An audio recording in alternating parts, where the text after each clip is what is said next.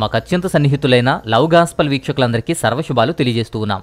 1988 మే నెలలో జరిగిన ఒక విషయం గురించి, ప్రపంచంలో ఉన్న ప్రతి క్రైస్తవుడు అనుభవించిన తీరు గురించి, అక్కడ జరిగిన సంభవాల గురించి ఈ వీడియోలో మాట్లాడదాం. ప్రతి క్రైస్తవుడు తెలుసుకోవాల్సిన అంశము, ప్రతి క్రైస్తవుడు దాని నుండి జాగ్రత్త పడాల్సిన అంశం కూడా ఉంది. ఈ విషయం గురించి మాట్లాడే ముందు మరొక అంశం గురించి మాట్లాడదాం. సెప్టెంబర్ రాప్చర్ అంటే ఏంటి? సెప్టెంబర్ నెలలో ఎందుకు దేవుని యొక్క రాప్చర్ అనేది జరగబోతుంది? సెప్టెంబర్ 23, 24 తారీఖుల్లో ఏదో జరగబోతుంది. ఏంటా విషయం? వారం రోజులుగా ప్రతి వీడియో క్రింద కూడా సెప్టెంబర్ రాప్చర్ గురించి అడగటం, చాలామంది ఈ కమెంట్స్ రూపంలో కానీ వాట్సాప్లో కానీ ఇలా అడగటం. అంతేకాదు చిన్న సేవకుడి నుంచి పెద్ద సేవకుడి వరకు ప్రతి వారు కూడా ఇంటర్నేషనల్గా దీని గురించి చర్చించుకోవడం, సెప్టెంబర్ రాప్చర్ అనేటువంటి అంశం వైరల్ కావడం, అసలు ఏంటిది అనేది మనం చూద్దాం. ఈ 2025 సెప్టెంబర్ నెలలో దేవుని యొక్క రాప్చర్ అనేది, రాకడనేది జరుగుతుంది అని చెప్పి ప్రిడిక్షన్స్ అనేవి వ్యాప్తి చెందుతున్నాయి, చాలా వైరల్గా మారుతున్నాయి. ప్రత్యేకంగా సెప్టెంబర్ 23, 24 తారీఖుల్లోనే ఇవి పేర్కొనబడుతున్నాయి.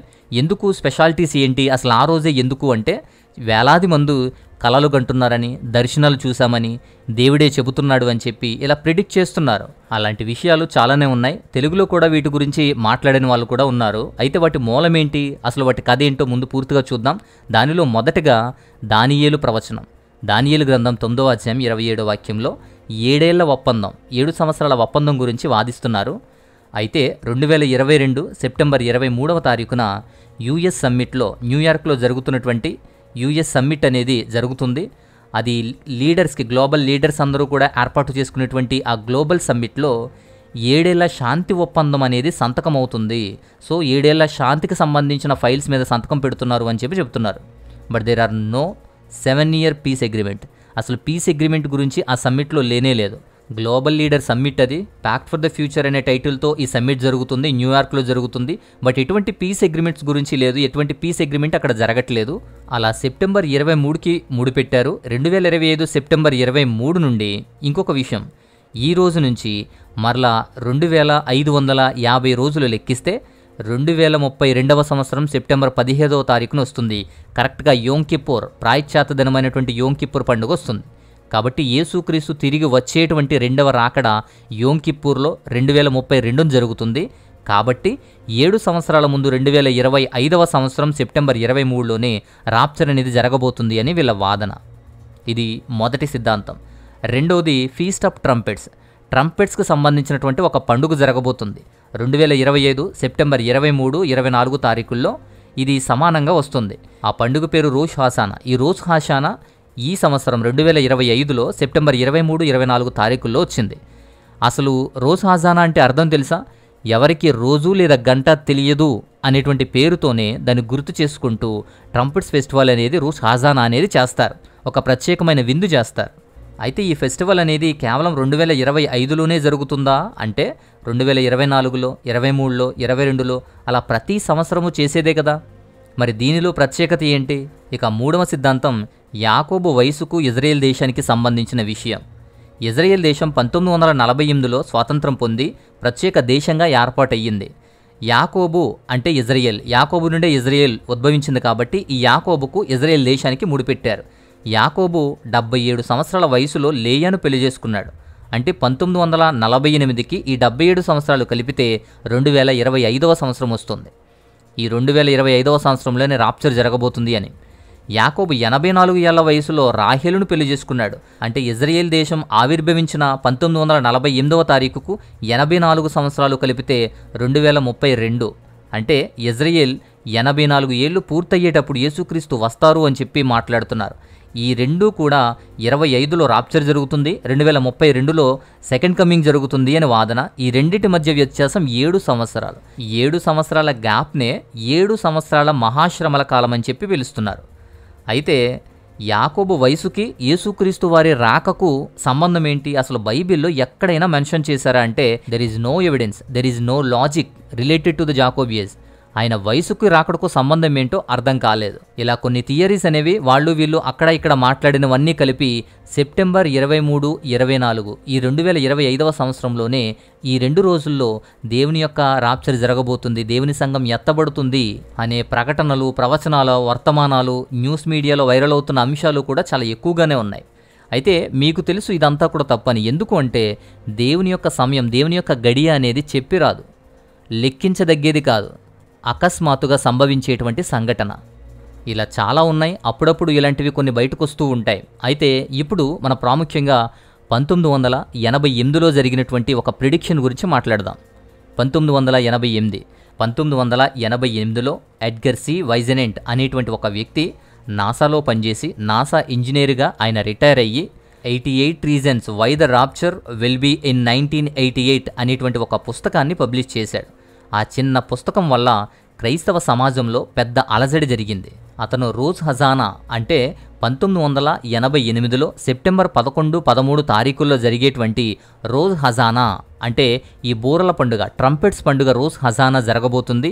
ఈ టైంలోనే యేసుక్రీస్తు వారు మళ్ళీ వస్తారు అని, క్రైస్తవులను విశ్వాసులను ఆకాశానికి ఎత్తుకుపోతారు అని చెప్పి, రాప్చర్ జరుగుతుంది అని చెప్పి ప్రిడిక్ట్ చేశాడు ఆయన. సేమ్ 2025 సెప్టెంబర్ 23, 24 తేదీల్లో కూడా ఈ రోజు హజానాను లింక్ చేసి ఇప్పుడు కొత్తగా వీళ్ళు మాట్లాడుతున్నారు.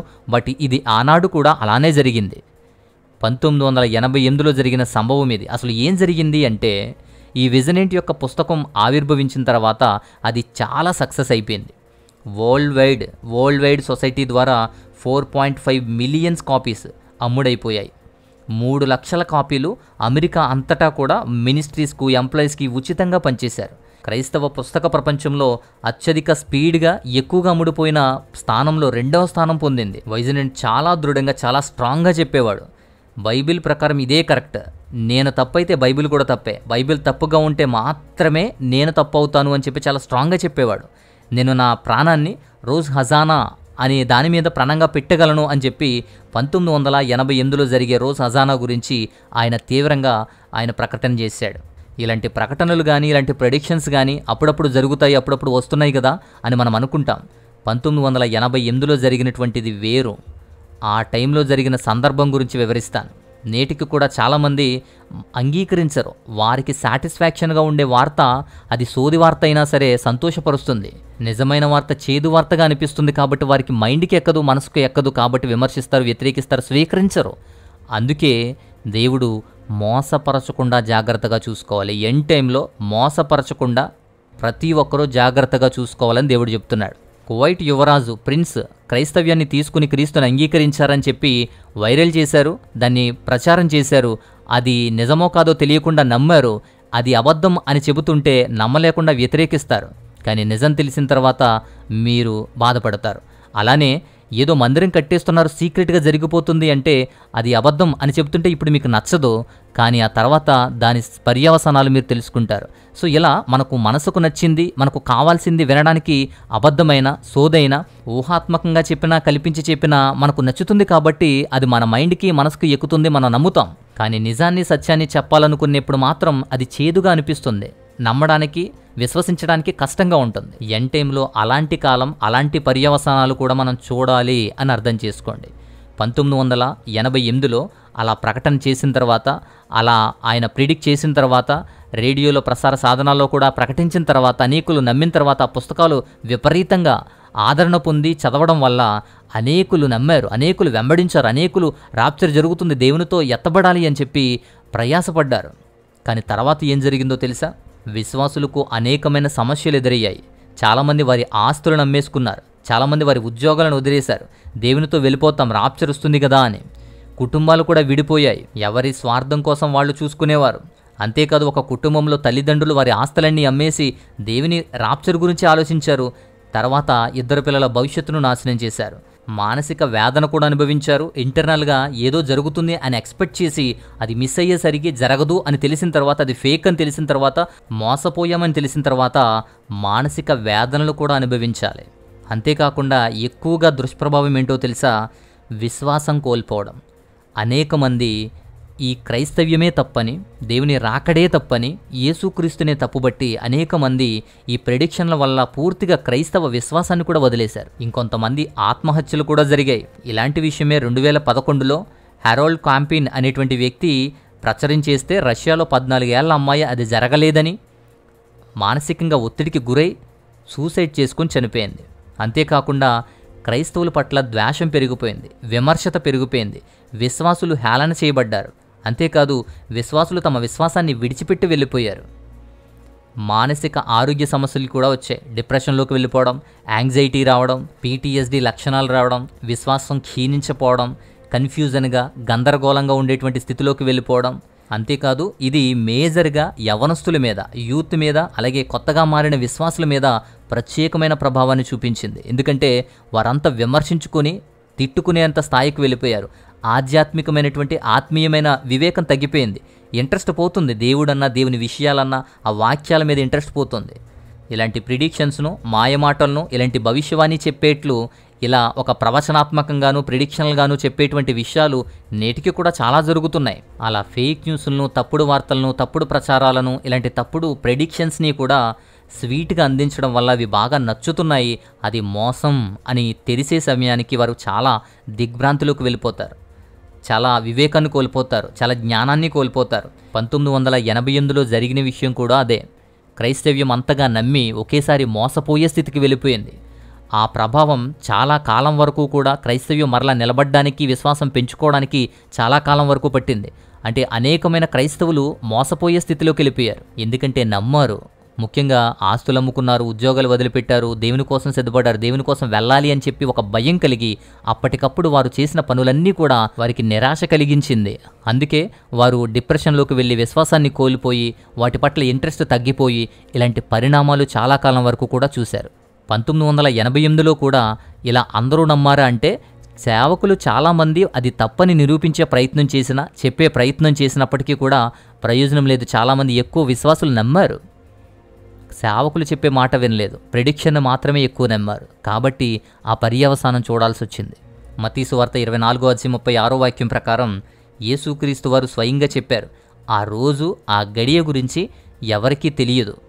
ఇలా లెక్కలు కట్టి, లెక్కలు వేసుకొని, డేట్లు వేసుకొని, సంవత్సరాలు, నెలలు, కాలాలు అని చెప్పి పలానా రోజు, పలానా టైంలో, లేదా ప్రత్యేకమైన ఆ విందులో, లేదా ప్రత్యేకమైన ఆ పండుగలో, లేదా ప్రత్యేకమైన ఆ బలిలో ఇలా యేసుక్రీస్తు రాక గురించి చెబుతూ యేసుక్రీస్తు యొక్క రాప్చర్ జరుగుతుంది అని, రాక వస్తుంది అని చెబుతుంటే అలాంటివన్నీ కూడా తప్పు. ఆ తర్వాత పర్యవసానాలు చాలా అనుభవించారు. అది కోలుకోవడానికి కూడా చాలా కాలం పట్టింది. అసలు సత్యాన్ని అంగీకరించడం చాలా కష్టమైపోయింది. ఆ టైంలో కొత్తగా మారడానికి కూడా ఇంట్రెస్ట్ చూపించేవారు కాదు.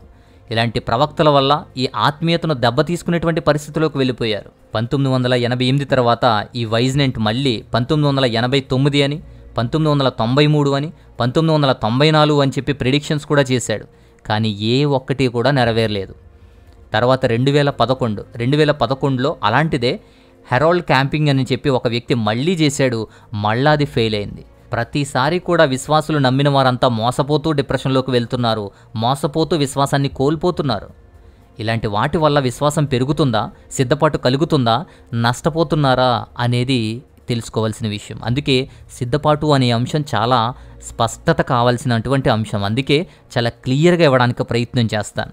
ఈ హెరాల్డ్ కాపింగ్ 2011 మే 21వ తారీఖున, అక్టోబర్ 21వ తారీఖున రాకడ వస్తుంది అని చెప్పాడు. తర్వాత విలియం మిల్లర్ అని చెప్పి 1844లో అక్టోబర్ 22న యేసుక్రీస్తు వస్తారు అని చెప్పారు. ఇలా 1 కాదు 2 కాదు, ఇలా డేట్లతో, క్యాలిక్యులేషన్స్తో జరిగేవన్నీ కూడా మనం వింటున్నప్పుడు అర్థం చేసుకోవాల్సిన అంశం. యేసుక్రీస్తు వారి యొక్క రాప్చర్ కానీ, సంఘం ఎత్తబడే విధానం కానీ, ఆయన రాక కానీ, సంభవించే సంఘటనలు కానీ అన్నీ కూడా మనం అనుకోని విధంగా, మనం ఊహించని విధంగా అకస్మాత్తుగా సంభవించే సంఘటనలు. ఇలా లెక్కలేసి లెక్క కడితే వచ్చేటువంటి సంఘటనలు కాదు. యేసుక్రీస్తు వారు స్పష్టంగా హెచ్చరించారు మత్తయి సువార్త 24:36లో, ఆ దినం గురించి, ఆ గడియ గురించి ఎవరికీ తెలియదు. సో ప్రతిరోజు సిద్ధంగా ఉండాలి. మన సిద్ధపాటుని ప్రతిరోజు సరిచేసుకోవాలి, తేదీలు లెక్కించుకోవడంలో కాదు. అకస్మాత్తుగా వచ్చేటువంటి ఫేక్ న్యూస్లు, మిస్లీడింగ్ ఇన్ఫర్మేషన్లు, లేదా ఏదో జరుగుతుంది అనే సంభవాలను బట్టి కాదు. మొదటి తెస్సలోనికి రాసిన పత్రిక 5వ అధ్యాయం 2వ వాక్యంలో దేవుని యొక్క ప్రభువు దినము రాత్రివేళ దొంగలా వస్తుంది అని చెబుతారు. అలాంటివి నమ్మడం వల్ల ఏదో సిద్ధపాటు కలుగుతుంది అనేది అపోహ. ఇలాంటి మిస్లీడింగ్ ఇన్ఫర్మేషన్, ఫాల్స్ ప్రొఫెట్స్, ఇలాంటి ప్రవచనాలు కానీ, ఇలాంటి ప్రెడిక్షన్స్ కానీ, లేదా ఇలాంటి ఫేక్ న్యూస్ల వల్ల వచ్చేటువంటిది భయము, ఆందోళన, కంగారు, ఒక ఎక్సైట్మెంట్, ఒక ఆనందమే తప్ప సిద్ధపాటు రాదు. ఆ సిద్ధపాటు తాత్కాలికమైందైనా వెంటనే పోతుంది. అలా వచ్చేది వెంటనే పోతుంది. అలా నమ్మితే, అలా విశ్వసిస్తే అసలైన దేవుని ఆజ్ఞలకే ఆటంకం, అసలైన దేవుని వాక్యానికే ఆటంకం. సో ప్రాముఖ్యంగా గుర్తుంచుకోవాల్సింది ఇలాంటి లెక్కలు కానీ, ఇలాంటి తేదీలు కానీ, ఇలాంటి మిస్ఇన్ఫర్మేషన్ కానీ ప్రతిదీ స్పష్టంగా తెలుసుకుని వివేకంతో ఉండాలి అని. రెండవది, మనం ఎల్లప్పుడూ సిద్ధంగా ఉండాలి. ఇలాంటి హడావిడి చేసినప్పుడు మాత్రమే కాకుండా ప్రతిరోజు మనం ఎల్లప్పుడూ సిద్ధంగానే ఉండాలి. మన మరణం సంభవించినా, ఆయన రాక సంభవించినా ఏదో ఒకటి అకస్మాత్తుగా సంభవించేవే. మనం ఎల్లప్పుడూ సిద్ధంగా ఉంటేనే ఎదుర్కోగలం. నెక్స్ట్, బైబిల్ని, వాక్యాలని క్రమంగా చదవండి. మత్తయి సువార్త 24:44 వాక్యంలో అందుకే మీరు సిద్ధపడి ఉండాలి. ఎందుకు అంటే మీరు అనుకోని గడియలోనే మనిషి కుమారుడు వస్తాడు అని స్పష్టంగా తెలియచేయబడింది. 1988లో అలా నమ్మి విశ్వసించి తర్వాత అది అబద్ధమని తెలిసిన తర్వాత మోసపోయి, ఆ తర్వాత దిగ్భ్రాంతి చెంది, తర్వాత సెన్సిటివ్ అయిపోయి, తర్వాత విశ్వాసానికి దూరంగా ఉండి క్రైస్తవ్యాన్ని విడిచిపెట్టి దేవుని వాక్యానికి, దేవునికి దూరంగా ఉండేటువంటి ప్రతి పరిస్థితి కూడా ఏ ఆత్మీయుడికి, ఏ క్రైస్తవుడికి కూడా రాకూడదు. ఏ సంఘంలోనూ ఇలాంటిది జరగకూడదు. ఇప్పుడు ఎండ్ టైంలో మోసం అనేది చాలా తీవ్ర స్థాయికి, తారాస్థాయికి వెళ్ళిపోతుంది. అలాంటి టైంలో అనేకమైన ఫేక్ న్యూస్లు, ఇప్పుడు ఏఐ టెక్నాలజీ వచ్చింది. ఏది నిజమో ఏది అబద్ధమో కూడా తెలియకుండానే వీడియోస్ వస్తాయి. సేవకుల ద్వారానే ఎక్కువ ఫేక్ ఇన్ఫర్మేషన్, మిస్లీడింగ్ ఇన్ఫర్మేషన్ ఎక్కువ వస్తుంది. ప్రవచనాలు అని చెప్పి లేదా ప్రెడిక్షన్స్ అని చెప్పి వాదించి నమ్మించేటువంటి వ్యక్తులు ఉన్నారు. అలా చాలా రకరకాలుగా మన మీదకి వస్తూ ఉంటుంది. మనల్ని మ్యానిప్యులేట్ చేయడానికి, మనల్ని దారి తప్పించడానికి, ఆ ఊబిలో పడిపోవడానికి చాలా రకాలుగా సాతాను ప్రయత్నం చేసినప్పటికీ యేసుక్రీస్తు వారి మాట, మీరు మోసపోకుండా జాగ్రత్త పడండి. మోసపోకుండా పరిశీలించి వివేకంతో జ్ఞానం తెలుసుకుని ఏది రైటు, ఏది రాంగు, ఏది సత్యము, ఏది అసత్యం అనేది మనం తెలుసుకోవాలి. సో ఈ విషయం ద్వారా, ఈ వీడియో ద్వారా మీ అందరికీ కూడా ఈ విషయంపై క్లారిటీ అందింది అని నేను అనుకుంటున్నాను. ఇక సిద్ధపాటు గురించినటువంటి అంశం గురించి మరొక వీడియో ద్వారా నేను మాట్లాడాను, వీలైతే చూడండి. సో ఇది ఈ వీడియోలోని అంశం. ఇదంతా మీకు నచ్చింది, అర్థమైందని నేను అనుకుంటున్నాను. నచ్చితే లైక్ చేయండి. అలాగే మీ ప్రార్థన అవసరతలు కానీ, మీ సమస్యలు, మీ సందేహాలు ఏదైనా ఉంటే గనక వాట్సాప్ మాత్రమే చేయండి. స్క్రీన్ మీద వాట్సాప్ నంబర్ ఇస్తున్నాను. అలాగే మా వ్యయ ప్రయాసలకు, మా యొక్క పరిచర్యలకు సహాయం చేయాలి అనుకుంటే మీ సహాయాన్ని, కానుకను స్క్రీన్ మీద డీటెయిల్స్ ఉన్నాయి, వాటికి పంపించవచ్చు. సో ఇది ఈ వీడియోలోని అంశం. మరొక అద్భుతమైనటువంటి మంచి అంశంతో మరొక వీడియో ద్వారా నేను మరలా మాట్లాడతాను. అంతవరకు దేవాతి దేవుని మహోన్నతమైన కృపా కాపుదల మీ అందరికీ తోడయుండి మిమ్మల్ని నడిపించి బలపరచునుగాక. ఆమెన్.